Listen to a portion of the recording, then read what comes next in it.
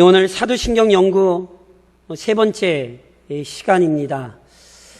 앞서 계속 말씀드렸던 것처럼 사도신경은 기독교 신앙의 핵심적인 내용을 간략하게 정리한 신앙 고백입니다. 특히나 삼위일체적 관점, 즉 성부, 성자, 성령 하나님에 관한 고백으로 요약되어 있습니다. 그래서 첫 부분은 성부 하나님과 창조에 관한 고백이죠. 오늘도 저희가 암송하셨지만 전능하사 천지를 만드신 하나님 아버지를 내가 믿사오며, 이것은 성부 하나님과 창조에 관한 것인데요. 조금 더 자세하게는 지난 시간에 말씀드렸던 것처럼 세 가지로 이해할 수 있어요. 우리는 전능하신 하나님을 믿습니다. 우리는 천지를 창조하신 하나님을 믿습니다.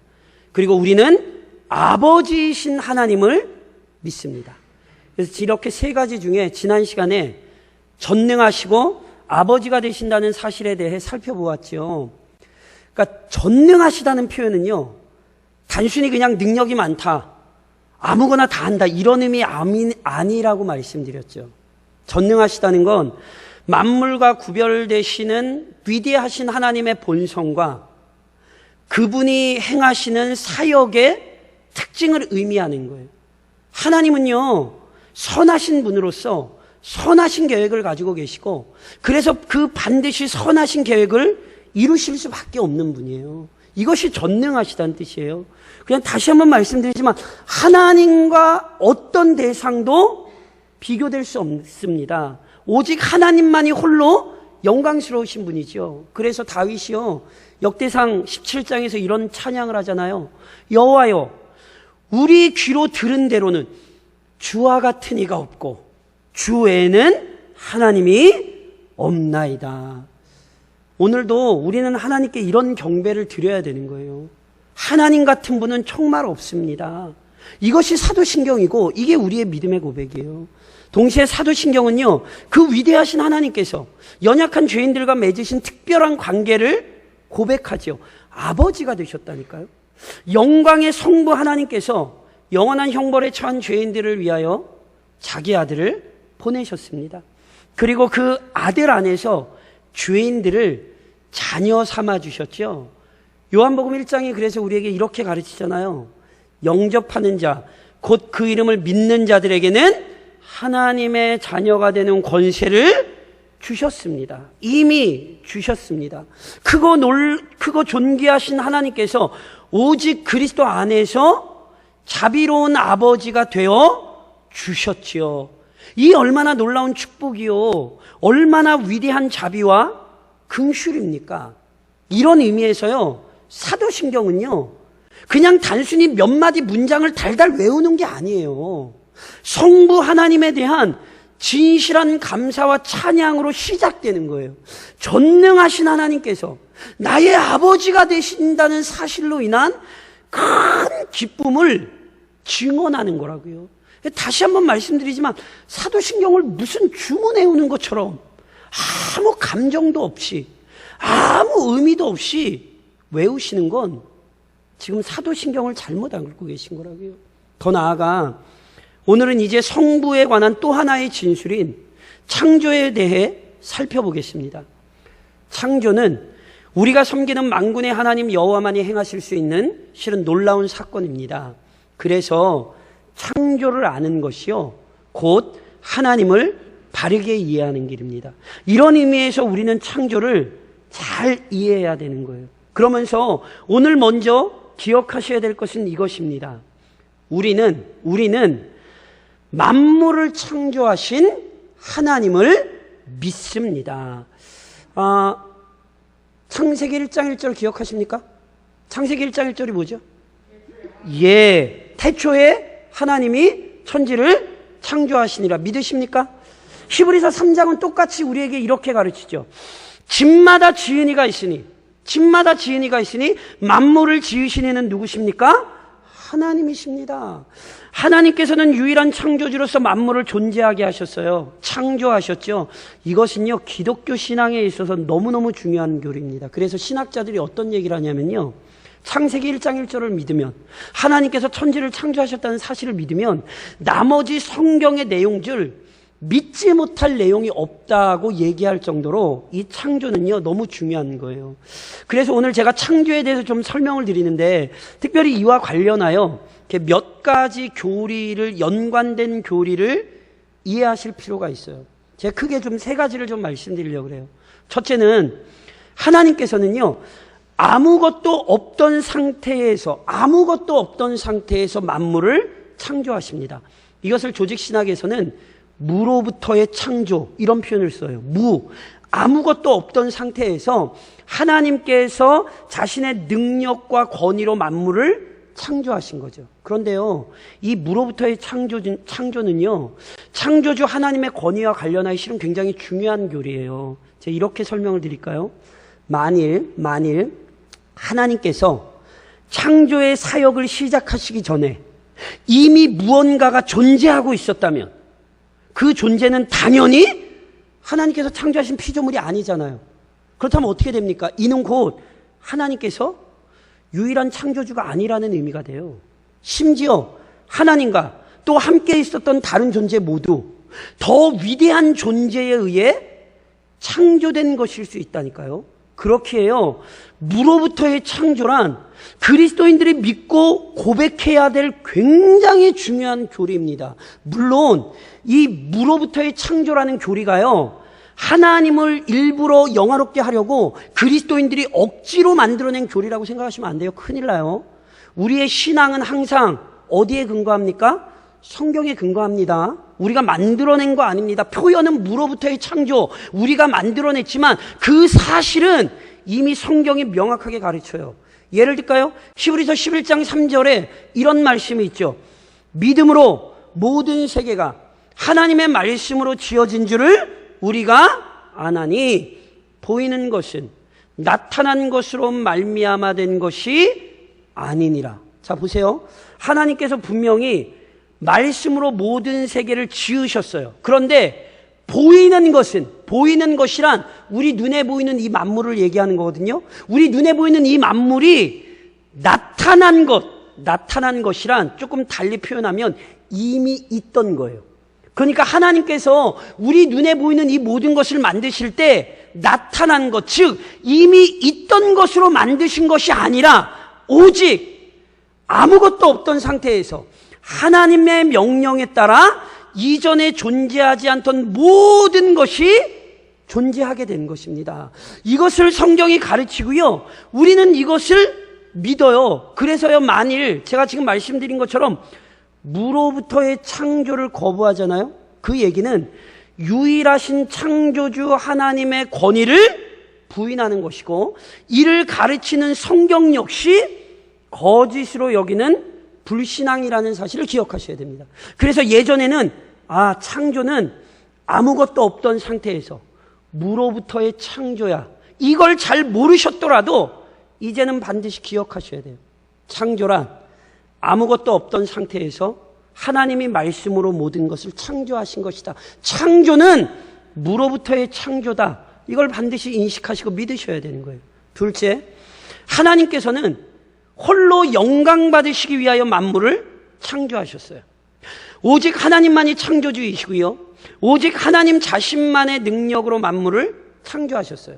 이때 하나님께서 아무 이유와 목적도 없이 그냥 어쩌다 보니까 창조하신 게 아니에요. 지난 시간에 제가 설명드렸듯이 하나님의 전능이란 하나님이 아무거나 다 한다, 무조건 다 한다, 이런 의미가 아니라니까요. 전능이란 하나님께서는 의롭고 선하신 분으로 선하신 목적과 의도를 지니고 계시고, 그 선하신 뜻과 목적을 이루기에 충분한 능력도 소유한 분이시기에 반드시 그 선한 뜻과 계획을 이루시고 성취하신다는 의미라 말씀을 드렸죠. 이게 하나님의 전능이에요. 그래서 창조는요, 이와 같은 하나님의 전능하심이 가장 잘 드러난 사역이에요. 즉, 의로우신 하나님께서 선하신 뜻에 따라 만물을 창조하기로 계획하셨어요. 그리고 그 선하신 계획을 이루시려고 실제로 자신의 놀라운 권능을 드러내자 창조가 이루어진 거죠. 그렇다면 하나님께서 그 모든 만물을 창조하시고자 했던 그 선한 계획, 왜 도대체 하나님께서 만물을 창조하셔야만 했는가? 그 선한 계획이 무엇입니까? 조금 다시 쉽게 설명드려요. 하나님께서 만물을 창조하신 이유가 뭐죠? 그리스도인이라면 반드시 이 질문에 정확히 답변하실 수 있어야 돼요. 도대체 하나님께서 왜 만물을 창조하셨어요? 이에 대한 성경의 답변은 분명해요. 오직 하나님 홀로 영광 받으시기 위해서입니다. 이게 성경의 이야기예요. 그리고 이것은 참으로 합당하고 타당해요. 왜요? 자, 하나님보다 뛰어난 존재가 있습니까? 없지요. 하나님의 영광보다 위대한 것이 있습니까? 당연히 없습니다. 그러니 만물이 하나님의 영광을 보고 하나님의 영광을 찬양하는 것보다 더 영광스러운 일이 있습니까? 없습니까? 당연히 없지요. 그래서요, 로마서 1장에서 바울 선생님이 이미 이렇게 가르치셨어요. 창세로부터 그의 보이지 아니하는 것들, 하나님의 보이지 아니하는 것들, 곧 하나님의 영원하신 능력과 신성이 하나님께서 만드신 만물에 분명히 보여 알려졌습니다. 하나님께서 그의 영광으로 만물을 창조하셨을 뿐 아니라 그 놀라운 영광이 만물을 통하여 드러나서 만물이 하나님의 영광을 찬양하게 하셨어요. 아세요? 그래서 창조는 선한 거예요. 왜냐하면 선하신 하나님께서 행하신 일이니 선한 것이고 만물이 그 하나님의 영광을 경배하고 누릴 수 있으니 만물의 창조는 실은 선한 것입니다. 그래서 보세요. 이처럼 하나님 홀로 영광 받으시는 것, 이 가장 영광스러운 목적을 위해 창조는 이루어졌다. 창조를 생각하실 때마다 바로 이 사실을 기억하셔야 되는 거예요. 셋째, 선하고 복된 창조 사역에요, 성자와 성령께서 동참하셨습니다. 제가 앞서 삼위일체에 대해 설명드렸죠. 성부, 성자, 성령 하나님께서는 동등한 권위와 능력을 지니셨어요. 그런데 이 각 위가 성부, 성자, 성령께서 자신을 나타내는 방식에 있어서 분명한 질서가 있어요. 그래서 이 질서에 따라 창조에 있어서는 성부 하나님께서 주도하시는 거예요. 그래서 사도신경이요, 첫 부분을 성부와 그분의 창조에 관한 내용으로 요약하고 있는 거라니까요. 그런데요, 성부가 주도하셨다는 것이 성자와 성령을 제외했다는 의미는 아니에요. 분명 성경은요, 삼위 하나님의 연합을 알려주잖아요. 그러니까 삼위 하나님의 연합 속에서 성부만이 아니라 성자와 성령이 이 창조에 동참하셨어요. 예를 들어 드려요. 성자가 어떻게 동참하시죠? 고린도전서 8장에 바울 선생님이 이렇게 기록하죠. 그러나 우리에게는 한 하나님 곧 아버지가 계시니 성부가 계시죠. 만물이 그에게서 났고 우리도 그를 위하여 있어요. 하나님이 창조하셨어요. 그게 끝이에요? 아니에요. 또한 한 주 예수 그리스도께서 계시니 성자가 계시죠. 만물이 그로 말미암고 우리도 그로 말미암아 있느니라. 성부만 창조에 청자하신 게 아니에요. 성자도 창조에 동참하셨어요. 성령 역시 마찬가지죠. 그래서 시편 33편에 이런 말씀이 있어요. 여호와의 말씀으로 하늘이 지음이 되었습니다. 하나님이 말씀하시니 천지가 지음이 되죠. 그게 단가요? 그 만상을, 만물을 그의 입 기운으로 이루었도다. 하나님의 입 기운, 숨, 호흡. 얼마 전에 저랑 살펴보셨죠? 모든 성경은 하나님의 뭘로 됐어요? 감동. 그때 감동이 뭐라 그랬습니까? 입, 호흡, 숨이라고 말씀드렸죠. 창세기 1장에 보니까 하나님의 신은 수면 위에 운행하시죠. 하나님의 입 기운이 모든 천지를 운행하십니다. 이것은 여기 입 기운이란 단순히 입에서 나오는 호흡을 얘기하는 것이 아니라 성령을 얘기하는 거예요. 그러니까 하나님께서 천지를 창조하실 때 성부의 입 기운이신, 호흡이요, 숨이신 성령께서 그 창조에 동참하신 거라니까요. 그러니까 보세요. 성부 하나님의 행하심만으로도 완전한데 거기에 성자와 성령께서 동참하셨어요. 그러니 창조가 얼마나 완전하겠냔 말이에요. 그러니 우리는 하나님의 창조를 믿되 참으로 선하고 완전한 창조임을 날마다 고백해야 되는 거예요. 무로부터의 창조일 뿐 아니라 하나님의 영광을 위하여 창조하시되 삼위 하나님께서 함께 이루신 위대한 사역, 이것이 창조라는 사실을 사도신경을 통해 우리는 날마다 고백하는 것이고 그 믿음으로 사는 것입니다. 동시에 우리는 만물을 창조하신 하나님을 믿을 뿐 아니라 만물을 섭리하시는 하나님을 믿습니다. 제가 지금 말씀드린 것처럼 하나님께서는 유일한 창조주로서 말씀을 창조하셨어요. 그런데 창조신앙이란 단지 과거의 창조를 믿는다는 의미만으로는 충분하지 않아요. 그러니까 내가 창조를 믿는다고 할 때 그래 맞아 예전에 하나님이 창조하셨지, 이게 단순히 창조신앙이 아니라니까요. 17세기 말 영국에서 시작되어 유럽으로 퍼져나갔던 신학 사조 중 하나가 소위 이신론 또는 자연신론이라 불리는 이론이에요. 이 이신론자들은요, 하나님의 창조를 믿는다고 고백했어요. 그러나 이것이 전부였어요. 즉, 이 사람들은 하나님께서 과거에 만물을 창조하신 것은 믿지만 하나님께서 자신이 창조하신 이 피조세계에 지금도 관여하신다는 사실은 부인했어요. 그러니까 하나님께서는 단지 온 세상을 창조하셨을 뿐이고 그 능력으로 존재하게 된 만물은 자신 안에 세워진 법칙과 질서에 따라 자율적으로 독자적으로 운영된다고 이 사람들은 믿었어요. 그래서 이 이신론자들은요, 이와 같은 자신들의 논리를 시계 수리공과 시계와의 관계로 설명했어요. 보세요. 시계 수리공이요, 시계를 만들고 나면 더는 시계에 신경 쓸 필요가 없잖아요. 제가 지금 차고 있는 시계 이거 제가 만든 거 아니거든요. 누군가 만들었겠죠. 근데 그 사람이 제 옆에서 지금 시계 잘 가고 있는지 보나요? 아니에요. 시계 수리공이 시계 쳐다보고 있지 않아도 그냥 놔둬도 시계가 잘 돌아가요. 이와 마찬가지로 하나님께서 완전하게 창조하신 세상이니 하나님께서 더는 이 세상에 손을 대지 않아도 이 세상이 알아서 돌아간다고 이 사람들은 주장한 거예요. 그러니까 얼핏 들으면 하나님의 능력을 강조한 것처럼 들리지만 전혀 그렇지 않아요. 오히려 성경은 하나님을 어떤 분으로 설명하는지 아세요? 자신이 창조하신 피조물을 아끼고 사랑하시는 분, 이분이 하나님이에요. 그래서 예를 들면 오늘 저랑 본문에 읽으신 시편 기자가 이런 찬양하지요. 여호와여, 주께서 하신 일이 어찌 그리 많은지요.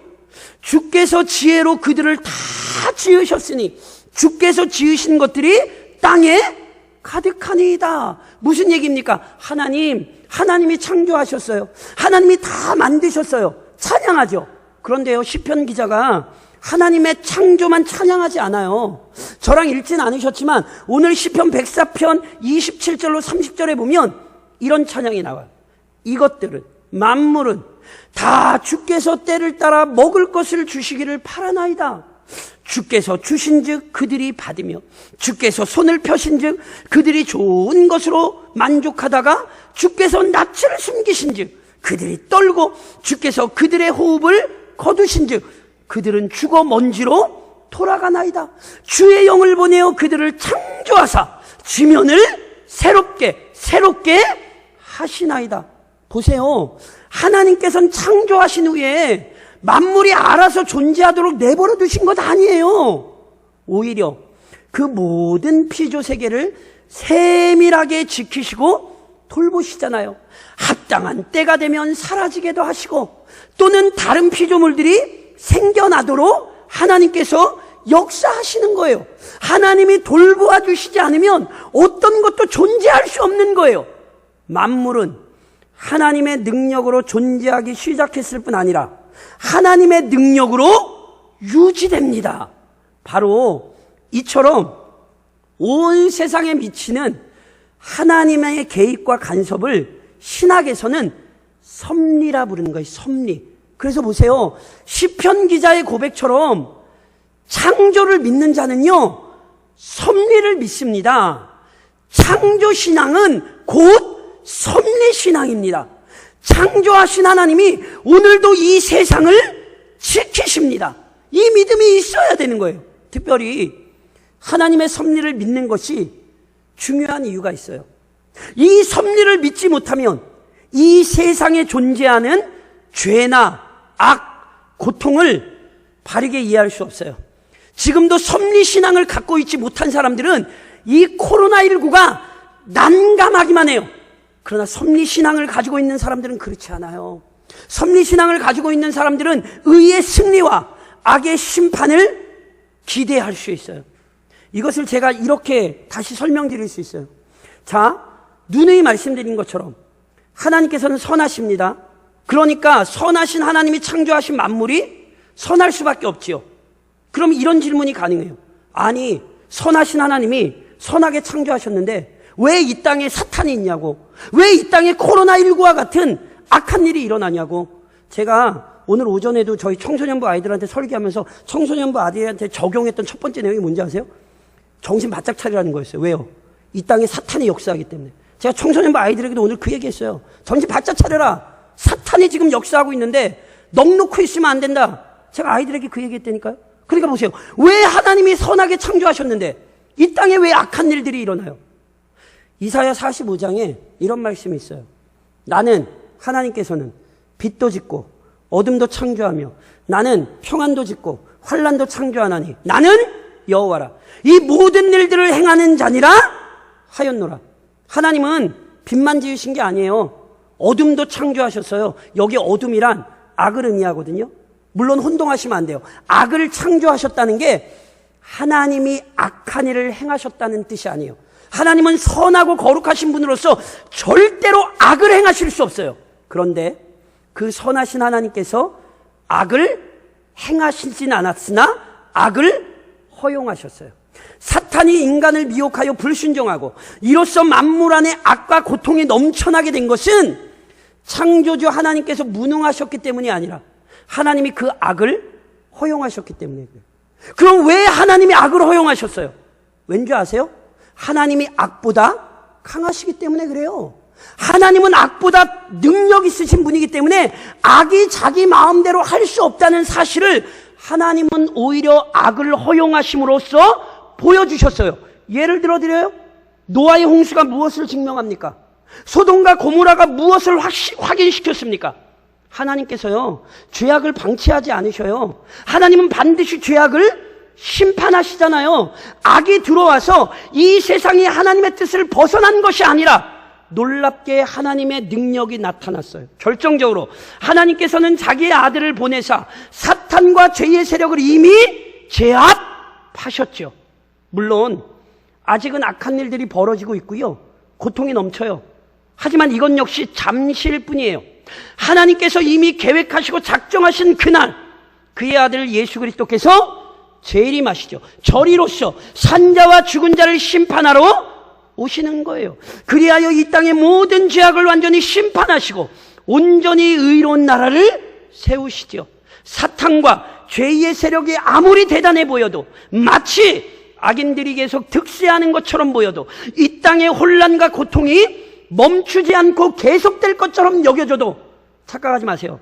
절대로 그렇지 않아요. 전능하신 하나님께서 지금까지도 선하신 목적을 위해 만물을 계속하여 다스리셨고 궁극적으로 하나님의 선하신 뜻이 온전히 성취되는 영원한 나라를 세우실 거예요. 그래서 이 섭리신앙이 중요한 거예요. 지금도 이 코로나19라는 고통 속에서도 하나님의 섭리를 믿는 교회는, 하나님의 섭리를 인정하는 성도는 믿음으로 살 수 있는 거예요.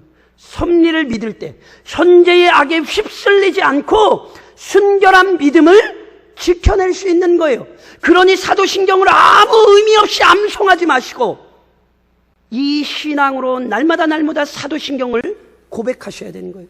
그런즉 사랑하는 성도 여러분, 하나님의 창조를 믿는 자로서 오늘 나의 삶을 귀히 여기십시오. 보세요. 오늘 내 삶은 어쩌다 주어진 게 아니에요. 내 인생은 하나님의 작품이에요. 전능하신 하나님께서, 선하신 하나님께서 내 인생을 창조하셨어요.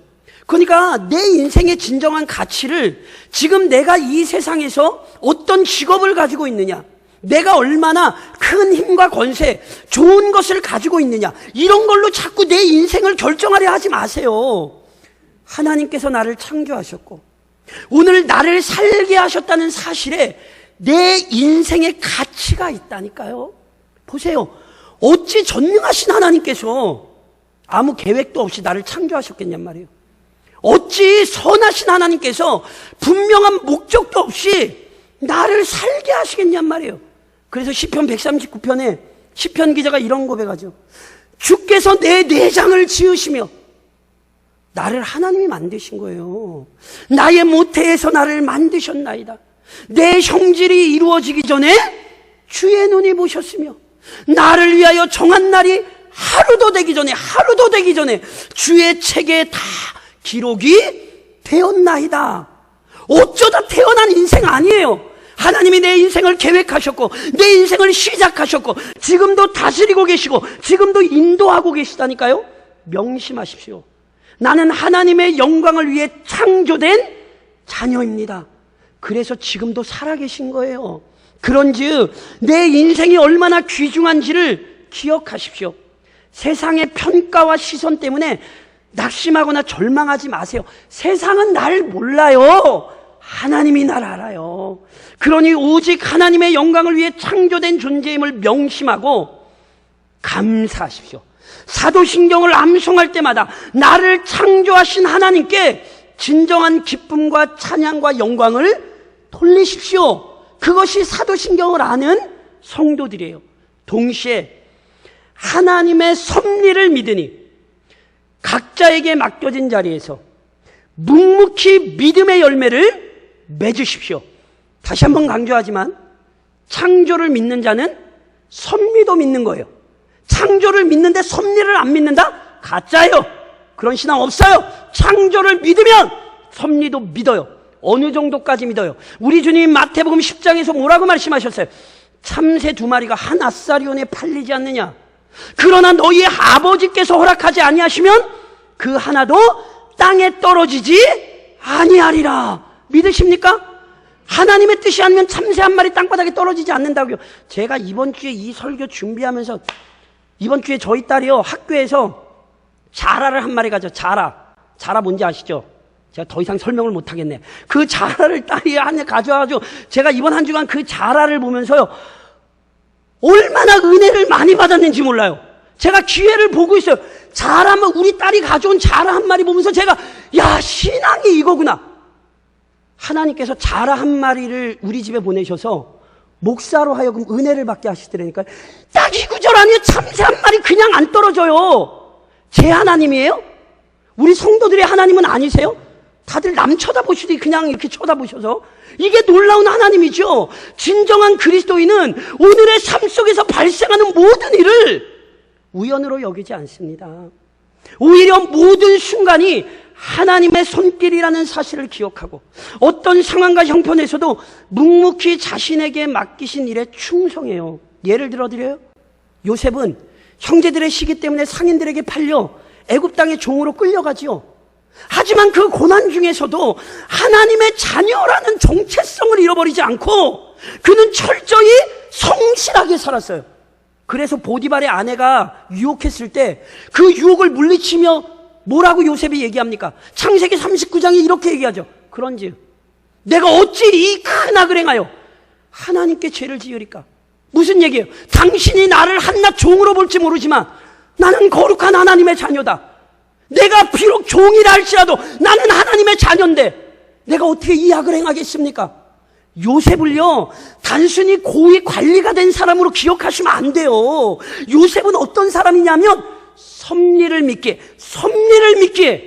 어떤 상황 속에서도 하나님께 충성한 사람이에요. 요셉을 이렇게 기억하셔야 돼요. 요셉만이 아니에요. 다니엘은 어린 나이에 바벨론 땅에 포로로 끌려갔죠. 기껏해야 중학생, 고등학생 나이에요. 그 어린 것이 포로로 끌려가서 외국 땅에 포로로 잡혀갔다고요. 그런데 그 땅에서 다니엘이 어떻게 살았어요? 다니엘 1장 8절에 다니엘의 말이 이렇게 기록되죠. 다니엘은 뜻을 정하여 왕의 음식과 그가 마시는 포도주로 자기를 더럽히지 아니하리라 하고 자기를 더럽히지 아니하도록 환관장에게 구하니. 고작 중학생 고등학생 나이인데 그 어린아이가 자기를 포로로 끌고 간 바벨론 사람들 앞에서 오히려 누구를 두려워해요? 하나님을 두려워해요. 그거 아세요? 다니엘의 이름의 뜻이 하나님이 나의 심판자이시다, 이런 뜻이거든요. 다니엘은 진짜 이름대로 살았던 사람이에요. 하나님이 심판자라는 사실을 기억하고 자신을 포로로 끌려간 바벨론 사람들이 아니라 하나님을 두려워하며 거룩한 삶을 살았죠. 사랑하는 성도 여러분, 이게 사도신경이고 이게 오늘 우리에게 성경이 가르치는 믿음의 내용이에요. 창조를 믿으니 자신의 존귀함을 인식하십시오. 섭리를 믿으니 오늘도 내가 있는 삶의 자리에서 맡기신 사명을 감당하십시오. 이것이 우리의 믿음이어야 합니다. 그래서 이번 한 주간도 사도신경을 암송하시며 성경이 우리에게 가르치는 온 세상의 주인이신 하나님 앞에서 충성된 자녀로 사시기를, 믿음의 백성들이 되시기를 우리의 주인이신 주님의 이름으로 간절히 권면드립니다.